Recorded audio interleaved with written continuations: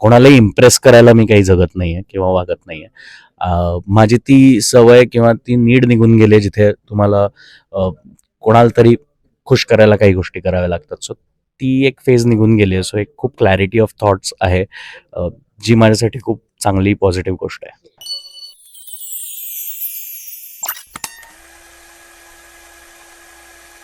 नमस्कार, मी कस्तुरी सिनेचित्रमध्ये तुमच्या सगळ्यांचं स्वागत आहे. सुयश आणि रंगभूमी हे नातं काही वेगळं नाहीये. खरं तर जेव्हा प्रेक्षक येतो ना सुयश, तो प्रेक्षक वर्ग आपल्यासाठी जेव्हा तिकीट काढून येतो, आपल्याला भेटतो, एक कलाकार म्हणून तर तुझी काय भावना असतेच. आणि नेमकं तुझ्या आयुष्यातील काटकोन त्रिकोण असं काय चालू आहे? दोन असे टँजंट प्रश्न विचारलेत तू. ओके. प्रेक्षक तिकीट काढून येतो, तो सर्व प्रेक्षक वर्ग माझ्यासाठी खूप जास्त महत्वाचा आहे. मला वाटतं फुकट पास घेऊन येणारे प्रेक्षक एकीकडे, पण जे ऍक्च्युली तिकीट काढून येणारे प्रेक्षक असतात ते सगळ्यात जास्त महत्वाचे असतात. कारण त्यांना तुमच्या कलेची आणि तुम्ही जे सादर करताय त्याची कदर करण्याची एक जाण असते. आणि मग त्यांना आपण फसवून चालत नाही. त्यांच्यासाठी उत्तमच काहीतरी आपल्याला प्रेझेंट करावं लागतं किंवा त्यांच्या मनाला थोडंसं भिडेल असं काहीतरी द्यावं लागतं. सो तो सर्व प्रेक्षक वर्ग जो तिकीट काढून येतो तो माझ्यासाठी सगळ्यात जवळचा आहे. मला थिएटर खूप आवडतं. रंगभूमी माझ्यासाठी खूप लाडकी आहे माझी. आणि मला असं वाटतं की त्या रंगभूमीवरती हे जे प्रेक्षक आहेत ते नसतील तर तुम्ही काहीही करा, फरक पडत नाही. तुमच्या समोर एक जरी प्रेक्षक असला तरी तो खूप महत्वाचा असतो. आणि तो एक प्रेक्षक वेगवेगळ्या गोष्टी बघून तुम्हाला पण बघायला आलेला असतो. त्यांनी स्वतःच्या आयुष्यात अनेक गोष्टी बघितलेल्या असतात ऑलरेडी. सो वेडा नसतो प्रेक्षक. कुठलाही प्रेक्षक हा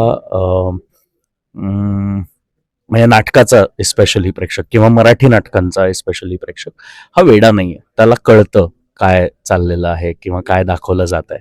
आणि तो प्रेक्षक खूप महत्वाचा आहे माझ्यासाठी. तो खूप जास्त महत्वाचा आहे.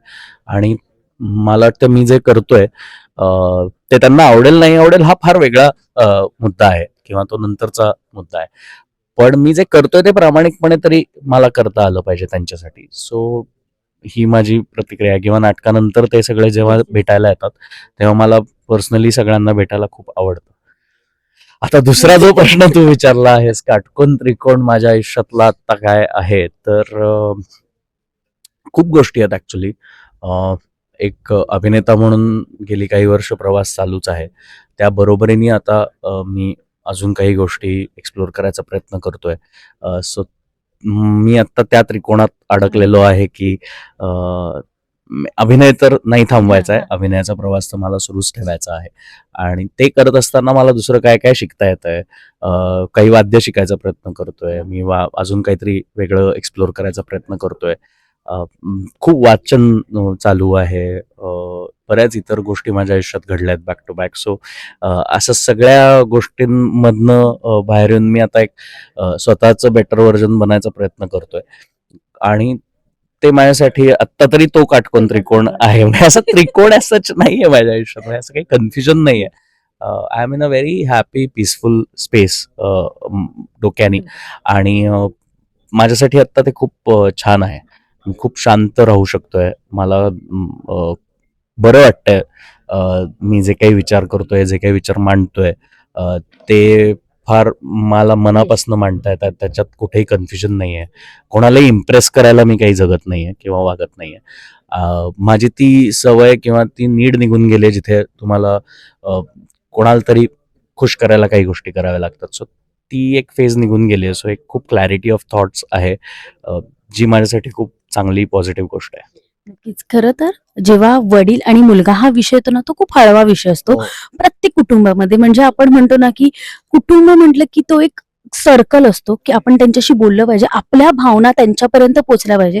जर आपण फक्त आपल्या वडिलांशी हाय हॅलो पर्यंत किंवा आपण बाजूला बसले पण आपण स्क्रोल करतोय फक्त, त्यांना काय म्हणायचं किंवा तुला त्यांना काय सांगायचं असेल ती स्पेस आता तेवढी राहिलेली नाहीये.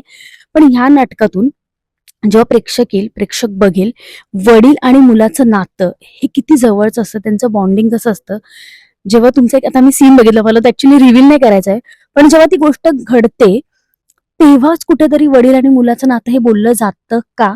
आणि दुसरी गोष्ट अशी की सोशल मीडिया हे प्लॅटफॉर्म आता असं झालंय का की फक्त ते नातं स्टेटस पुरती किंवा एखाद्या स्टोरी पुरतं राहिलेलं आहे का? हम्म. हे बघ, सोशल मीडियामुळे सगळीच नाती फार वेगळ्या फेजमधनं चालली आहेत. ती चांगली वाईट हे जज करण्याचा अधिकार मला नाही आहे. पण सोशल मीडियामुळे बऱ्याच नात्यांमध्ये फरक पडतोय का? तर हो, पडतोय. हे माझं पर्सनल मत आहे, माझं वैयक्तिक मत आहे. आई वडील असतील, आई मुलं असतील, नवरा बायको असतील, भावंड असतील, चांगले मित्र असतील, चांगल्या मैत्रिणी असतील, मित्रमैत्रिणी असतील, ही जी सगळी नाती आपल्या आजूबाजूला आपण बघतो, आजी मुलगा असेल, अ, अनेक नाती आहेत. Yes. ही जी आपण सगळी आजूबाजूला नाती बघतो, अनुभवतो, त्या सगळ्याच नात्यांमध्ये सोशल मीडियामुळे डेफिनेटली फरक पडतोय. ह्या मताचा मी आहे. तो चांगला आहे का वाईट आहे, वाईट, हां. हे प्रत्येकाने त्याच्या त्याच्या परीने ठरवावं. वडील आणि मुलाचं नात्याबद्दल तू म्हणशील तर मला असं नेहमीच वाटत आलंय की पुरुष, आपल्याकडे जे पुरुष आहेत ते जनरली एका पॉईंट नंतर, एका एज नंतर शेअरिंग बंद करतात किंवा कमी करतात, वडिलांची स्पेशली. सगळीचकडे असं होत नसेल, काही जण त्यांच्या वडिलांचे खूप घट्ट मित्र आहेत आणि असतील, ते चांगलंच आहे. पण बऱ्याच प्रमाणात हे बघायला मिळतं, ऐकायला मिळतं की यार माझ्या वडिलांशी नाही माझं शेअरिंग, किंवा वडिलांना असं वाटतं की अरे माझं मुलाबरोबर मला शेअरिंग नाही करता येतं, मला मुलीबरोबर पटकन बॉन्ड होता येत आहे माझ्या, पण मुलाबरोबर होता येत नाही. सो हे आहे. आता ते काय कोणी डिनाय केलं तरी पण मला वाटतं की ती रियालिटी आहे. हळवं नातं डेफिनेटली आहे. खूप काय ना, मला असं वाटतं की नेहमी पुरुषांना लहानपणापासून असं शिकवलं जातं की तुम्हाला जबाबदार व्हायचंय, तुम्हाला घराची जबाबदारी घ्यायची आहे, तुम्हाला नोकरी करावी लागेल किंवा तुम्हाला एका पॉईंट नंतर स्वतःच्या पायावर केपेबली उभं राहावं लागेल. आपल्याकडे सोसायटीचं कंडिशनिंग पण असं आहे की मुलगी लग्नानंतर पुरुषाच्या घरी येते, मग त्याप्रमाणे तिला सगळं कम्फर्ट देण्याची जबाबदारी पण मुलावर असते. सो ह्या जबाबदार शूजचं जे वजन आहे, जे ओझं आहे, ते खूप लहानपणापासून मुलांवरती टाकलं जातं, पुरुषांवरती. आणि मग ते त्याच ओझ्याखाली जेव्हा वाढायला लागतात, तेव्हा एका पॉईंट नंतर त्यांचं शेअरिंग ॲब्सोल्युटली बंद होतं वडिलांबरोबरचं. आणि वडील पण त्या फेजमधनं कधी ना कधीतरी गेलेले असतात आधी. सो हे मला वाटतं प्रत्येक पिढीत मुलगा आणि बापामध्ये ही गॅप असणारच आहे. ती आहे म्हणूनच ते सुंदर आहे. पण ते प्रेम एक्सप्रेस नाही करतायत, अनेकदा नाही आहेत. म्हणजे जितक्या कम्फर्टेबली मी माझ्या आईला मिठी मारू शकतो, तितक्या कम्फर्टेबली मी माझ्या वडिलांना मिठी मारू शकेन का? मी माझ्या मित्राच्या वडिलांना कदाचित खूप मनापासून मिठी मारू शकेन, पण वडिलांना मारताना तो एक ऑकवर्डनेस विनाकारण येतो. खरं तर आपलेच वडील आहेत, किंवा वडिलांकडनं तो येतो. त्यांना ती सवय नसते, ती मिठी मारल्यानंतर ते असे होतात की ह्याला काय झालं अचानक, ह्याला काय हवंय माझ्याकडनं आता, असा प्रश्न मे बी त्यांच्या डोक्यात येतो. सो ते सतत असल्यामुळे ते ऑड आहे हे नातं, खूप इंटरेस्टिंग आहे पण ऑड आहे आणि मजेशीर आहे. मला त्यामुळे ते खूप महत्वाचं वाटतं.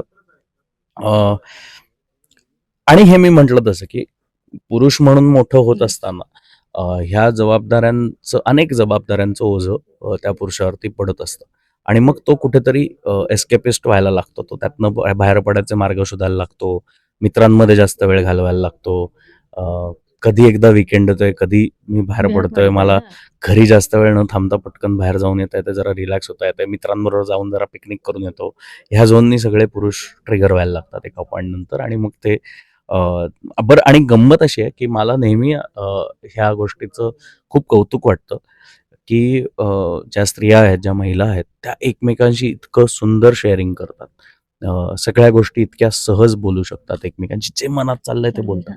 पण पुरुष एकमेकांशी तसं बोलू शकत नाही. बरेच आहे, म्हणजे आता मी, माझे मित्र, आम्ही जेव्हा गप्पा मारायला बसतो तेव्हा आम्ही आमच्या डीपेस्ट व्हल्नरेबिलिटीज नाही शेअर करू शकत, किंवा तो विषयच नाही, किंवा ते शेअरिंग चालूच होत नाही.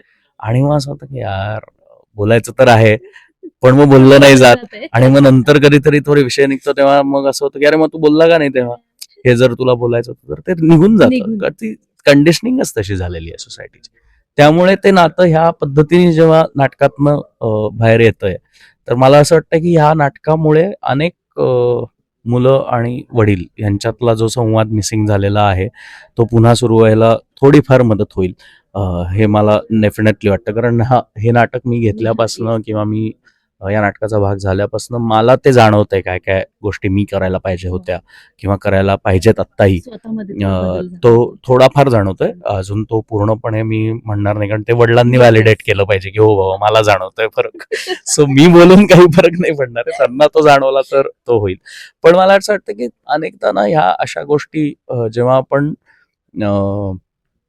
आपल्याच आयुष्याचं रिफ्लेक्शन जेव्हा समोर बघतो, तेव्हा त्या गोष्टी जास्त मनाला लागतात. आपल्याला अदरवाईज आपण ते आयुष्य जगताना जाणवत नसतं. मी आता ह्या नाटकात सुद्धा मी जे कॅरेक्टर करतोय त्याला ते तो जेव्हा ते जगतोय तेव्हा त्याला ते चुकीचं वाटतच नाही.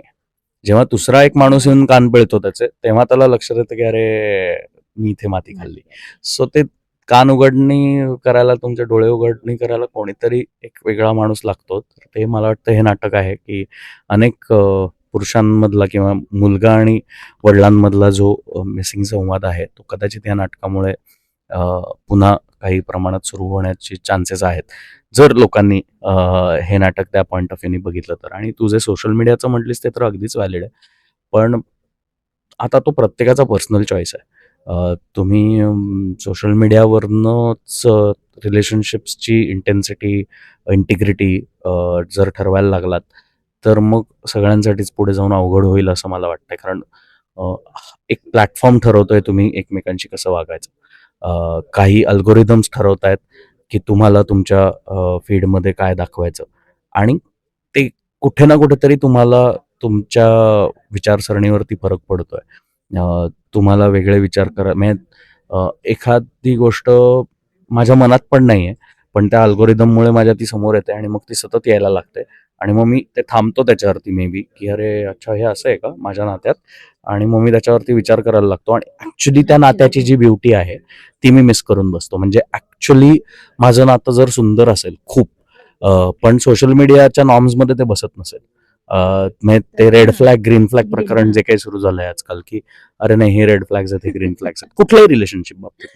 तर मग ते जेव्हा टिकवायला लागतात तेव्हा असं होतं अरे माझं खरं तर रेड फ्लॅग्स जास्त आहेत, मला ग्रीन फ्लॅग वाटत होता आतापर्यंत. तर ते ना हे समजून घेतलं पाहिजे की तुम्ही मला नेहमी असं वाटतं ना की ज्या माणसाबरोबर तुम्ही जगताय, ज्या नात्यात तुम्ही आहात, त्याबरोबर तुम्हाला कसं वाटतंय त्या व्यक्तीबरोबर, हे जास्त महत्वाचं आहे, ना की तुमच्या आजूबाजूच्या लोकांना तुमच्या नात्याबद्दल काय वाटतंय. सो ते व्हॅलिडेशन सिक करत फिरायचं का तुम्हाला मनापासून काय वाटतंय तुमच्या माणसाबद्दल ह्याच्याकडे लक्ष द्यायचं, हे ज्याचं त्यांनी ठरवावं. पण it is what is happening social मीडियामुळे थोडंफार असं वाटतं मला. आणि आता तर खरं तर नाटकाचे विषय इतके छान झालेत ना, की प्रत्येक एज ग्रुप हा नाटकाला येतोय. खरं तर हे नाटकाचा विषय असा आहे ना, की जेव्हा एखादा वडील, एखादा मुलगा आपल्या वडिलांना घेऊन येणार हे नाटक बघायला, आणि जेव्हा तो तुम्हाला बॅकस्टेज जाऊन भेटणार आहे ना, की ह्या नाटकामुळे आमच्या नात्यामध्ये खूप आता फरक जाणवतोय किंवा आम्ही आमच्यात बदल घडवून आणू. खरं तर ही तुझ्यासाठी ती पोचपावती असेल, की हा ह्याच्यासाठीच ही भूमिका मी करत होतो किंवा जे मी करतोय ते त्या प्रेक्षकापर्यंत पोहोचले, त्या मुलापर्यंत पोहोचले, की आपल्या वडिलांच्या भावना आत्ता त्यांचं वय उतरतं झालं, की आत्ता खरं त्यांना आपली गरज आहे, पण कुठेतरी थोडं दुर्लक्ष होतं. जेव्हा ते असे येऊन तुला भेटतील, सांगतील, काय वाटेल. तेव्हा असं होईल त्याची वाट बघतोय मी पण. खूप मनापासून मी वाट बघतोय. मला जेन्युइनली खूप मनापासून असं वाटतं की ह्या नाटकाला प्रेक्षकांनी खूप गर्दी करावी, कारण हे नाटक मनाला भेटणार आहे. कारण हे नाटक कधीतरी कुठल्या तरी काळात माझ्या मनाला भेटलं होतं. जेव्हा हे प्रायोगिक होतं किंवा त्याच्यानंतर 2011-12 मध्ये जेव्हा हे कमर्शियल रंगभूमीवर आलं, तेव्हा मला खूप भेटलेलं नाटक होतं. सो माझी खूप इच्छा आहे की हे नाटक आता अनेक प्रेक्षकांना भिडावं आणि त्यासाठी त्यांनी येऊन गर्दी करावी. आणि त्या वडील आणि मुलांना एकदा आमंत्रण दे, की सगळ्या वडील आणि मुलांना एक असा प्रयोग झाला तर, की अख्ख्या थिएटरमध्ये म्हणजे अख्ख्या नाट्यगृहामध्ये वडील आणि मुलगा आले हे नाटक बघण्यासाठी. आई पण पाहिजे, आई पण पाहिजे, पण जर असं ती झालं बघेल ना की दोघं ओकेत ना, असं नको फक्त वडील मुलं नको, नाही तर भांडण होतील ऑडिटोरियम मध्ये. बघ तू असंच वागतोस, बघ तुम्ही पण असे करता, अशी भांडण होतील. ती सोडवायला आई पण पाहिजे, मला वाटतं ती पण महत्वाची आहे.